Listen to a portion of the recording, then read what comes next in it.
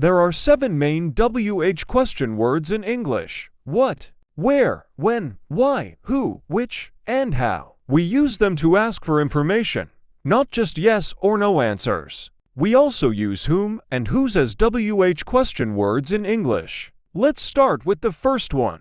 What. What is used to ask about objects, ideas, or actions. For example, what is this? What is your name? What do you want? What are you doing? What is your job? Where. Where is used to ask about location. For example, where are you? Where is he? Where do you live? Where is the shop? Where are they?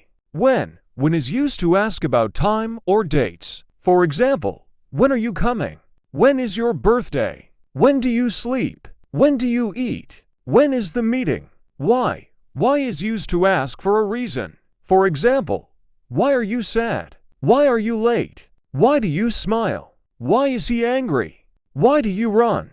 Who. Who is used to ask about a person. For example, who are you? Who is he or who is she? Who are they? Who is your friend? Which is used when choosing from a specific set of options. For example, which one is yours? Which is better? Which book is this? Which car is yours? Which road is right? How. How is used to ask about the way something is done or a process. For example, how are you? How is your day? How do you feel? How do you go home?